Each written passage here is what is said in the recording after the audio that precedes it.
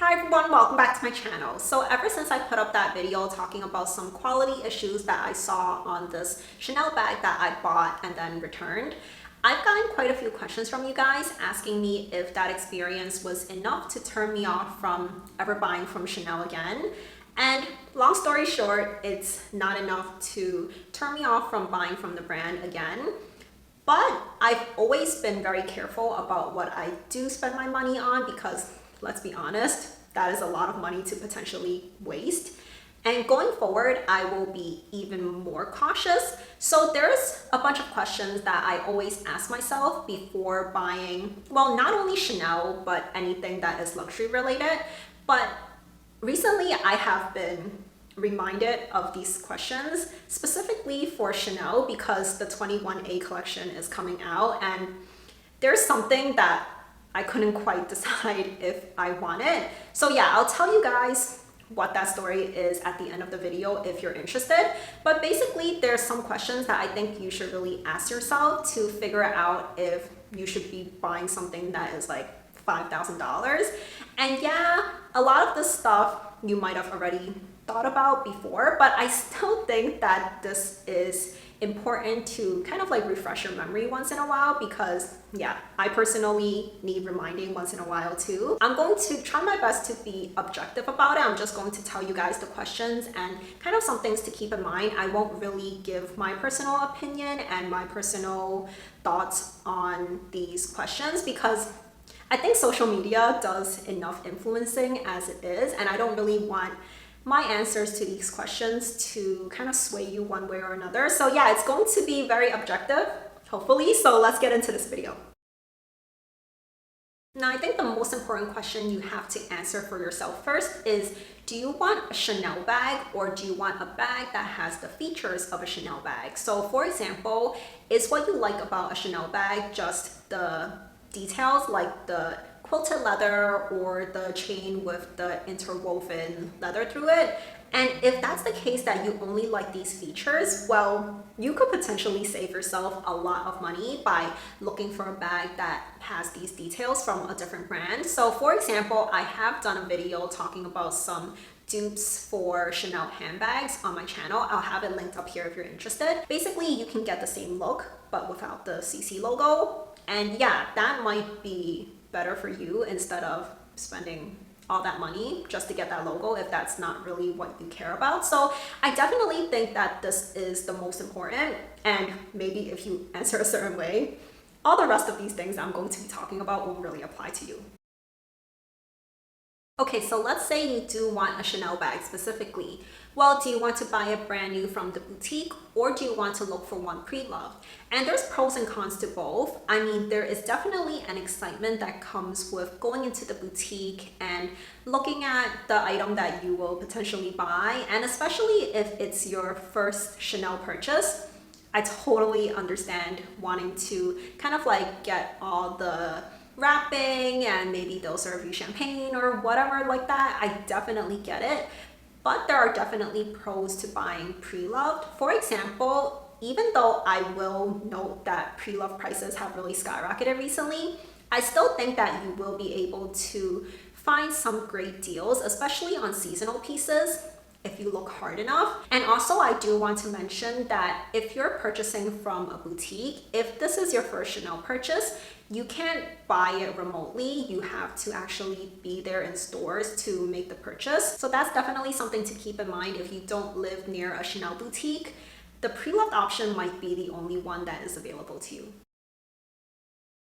And on a similar note, do you want to buy something that is more modern, like say it's pre-loved and produced in the past couple of years, or even if it's brand new, just arrived at the boutique, or do you want a bag that is vintage? And one of the biggest pros to getting a vintage bag is that back then Chanel plated their hardware in actual real gold, and that's no longer the case now. So that's definitely one of the major reasons that people have really been super interested in vintage bags recently. The vintage market is definitely seeing a lot of interest and it's reflected in the prices. I think you also need to ask yourself what's kind of like the maximum you would pay for a vintage bag, a pre-loved bag, and also a brand new bag. Because, for example, I think the Diana flap is seeing a lot of renewed interest recently. And if you were to buy a caviar Diana flap bag that is in really good condition, it could potentially cost you as much as it would to buy a brand new classic flap. And people have different viewpoints on this. You know, would you pay the same amount for what is essentially a used bag, even though, you know, quality is better and you're getting some real gold in there, or would you want to get something that is brand new? And that answer really depends on you. But I think that, you know, not only should you kind of figure out which category of bag you want, but also for these different categories, what's the maximum you're willing to pay for them? Okay, so the rest of these questions are going to be more bag specific instead of general questions on your preference for brand new versus pre-loved versus vintage bags. And I think this first question will really narrow things down for you. So the question is, do you prefer a classic style or do you want a seasonal bag? And I think here on social media, and I do this also, so I'm kind of guilty of it too, we talk about bags being, you know, so-called investments and what bags will retain its value and you will be able to sell it for hopefully not too much of a loss if you ever do decide to sell it.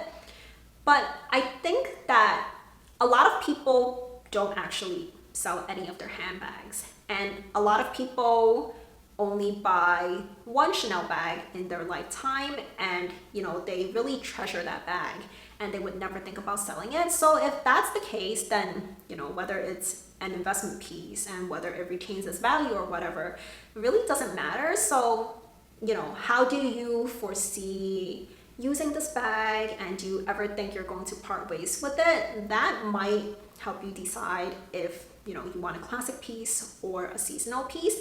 And not only that, but seasonal pieces, even brand new, a lot of the times they cost quite a bit less than the classics. So I think recently there was this bag that people referred to as like the sweet flap bag.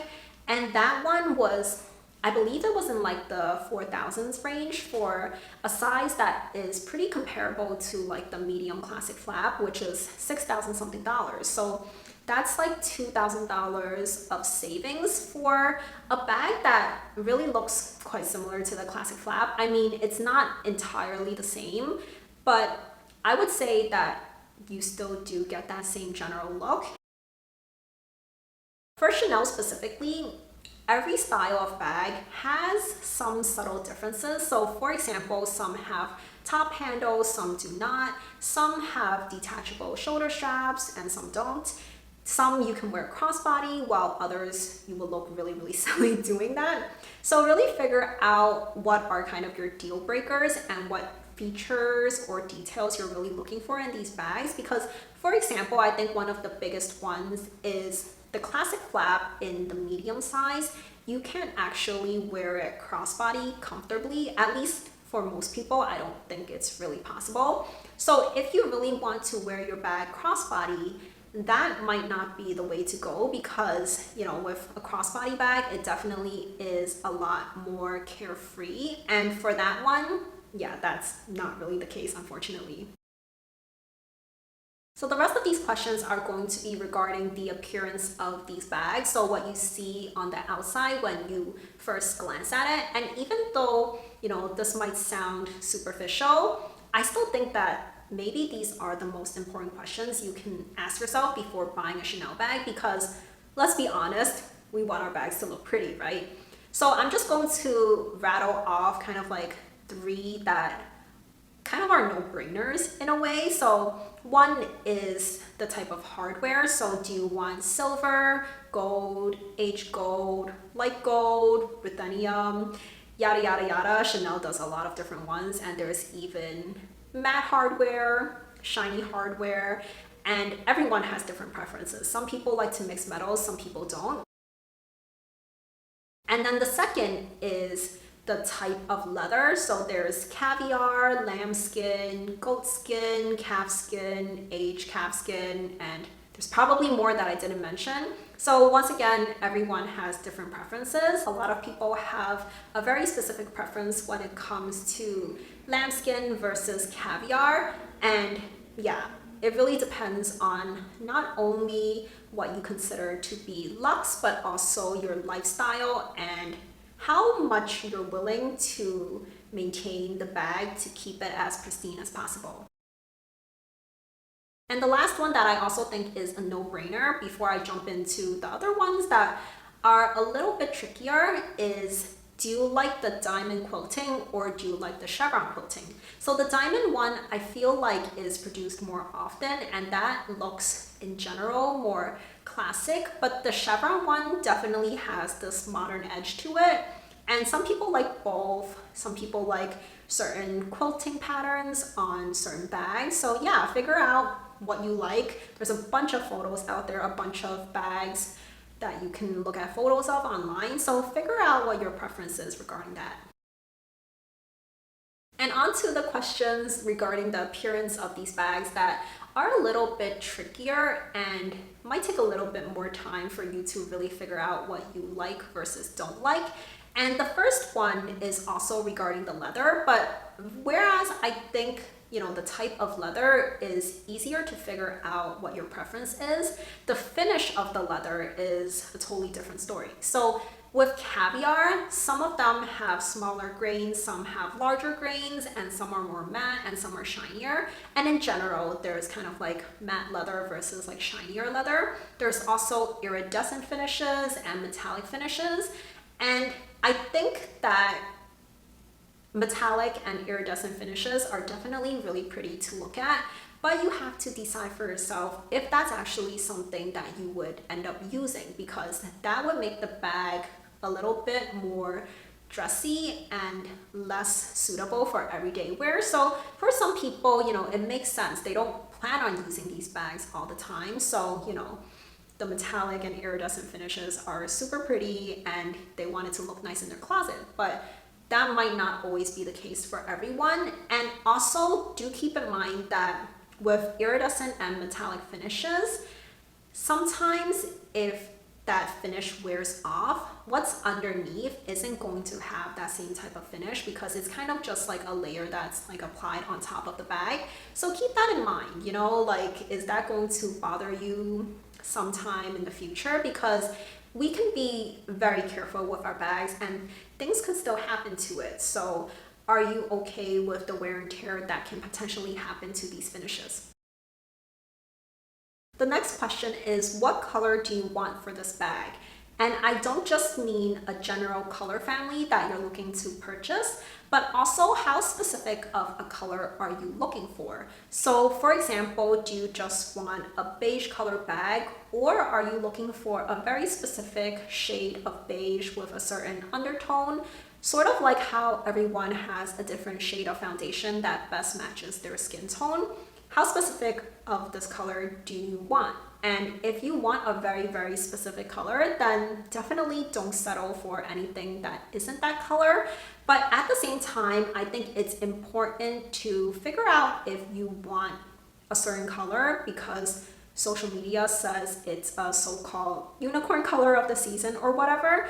And also I've noticed that people do a lot of comparison photos between, like popular colors from past seasons, and they will compare to new season colors and either say, if you missed out on that color, then definitely get this because it is basically almost identical to that one, or don't get this color because it is not that color at all. If you're constantly just comparing things and trying to find that perfect color based on what social media thinks is the perfect color, then yeah, I feel like you're going to feel really bad if you miss out on it. But for example, if you're looking for a pink bag, Chanel does so many pinks. Okay, so this last one is actually going to be the only point that I'm going to give my opinion on. And you might think that this is really the smallest little detail that you can pick out on this bag. And yes, it's true that a lot of people, even though they might have preferences, they won't turn down a bag based off of whether the bag has this detail or not, but it matters to me.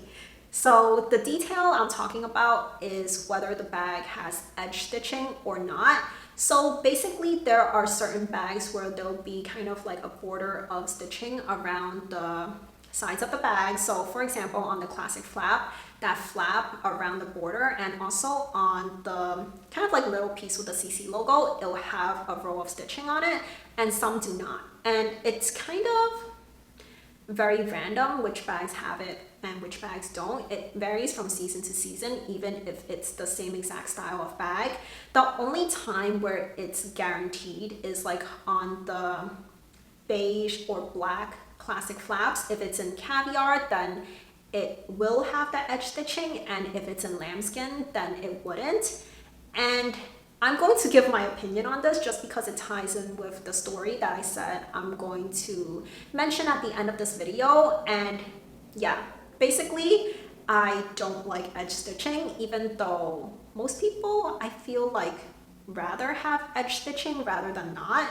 So for me personally, it wasn't until recently that I figured out why I don't like the edge stitching, and it's actually not with all Chanel bags, but for the most part, I see edge stitching on like classic flaps and also Coco handles. So for me personally, it looks a little bit off to me because the flap part has the edge stitching, but then if you look at kind of like the base of the bag, it wraps around the side without it being stitched on the outside like the flap. So yeah, because the kind of like top half and the bottom half look different, I'm not a big fan of it. But once again, that's just my preference, and a lot of people actually like the edge stitching because they like the look of it for one, and also supposedly that is actually a way to like reinforce the bag a little bit more, and you know, it's like a sign of quality, and it also takes more effort to add in that line of stitching. So people prefer it. Some people prefer different bags with or without the edge stitching. So I would say that you should really look at some photos, and that might not be something that you ever noticed before, but pay attention to it and kind of figure out what's your preference on this, because I used to always think that, you know, the bags that I saw with edge stitching just looked a little bit strange. So that was one of the reasons, aside from the fact that it was caviar, that was one of the reasons that I sold my initial black classic flap that I purchased. The reason that I decided to make this video was because there's this Coco handle that is coming out for the 21A collection. It's in the light pink color, and I had reserved that bag a long time ago. And based on what my sales associate told me, I am definitely like far up enough on the list to actually get the bag when it arrives at the boutique. But when I had reserved it, there weren't really photos or anything. There wasn't even a swatch of the color. I kind of just went in blind because with Chanel, you gotta get a move on things if you want a chance to get this item. So I put my name on the list, and now that photos are coming out, I realized that the Coco handles for this 21A collection all have the edge stitching. And for me personally, you know, like I said, I do need to remind myself of my responses to these questions once in a while, because I kind of was thinking that maybe I would get the bag anyways, even though it did have the edge stitching on it. I hope this was helpful for you guys. Maybe some of these questions never crossed your mind before, or, you know, like maybe you knew to ask yourself all these questions, but hey, a reminder is always welcome. So I hope you enjoyed this video, and if you liked it, please do give this video a thumbs up. And I try to make this as comprehensive as possible, but if there's any other questions that you ask yourself before making a purchase at Chanel, let me know what that question is in the comments down below. And if you haven't already subscribed to my channel, please do consider subscribing for new videos every single week, and I'll leave 2 videos on the screen for you to watch next. So I'll see you very soon. Bye for now.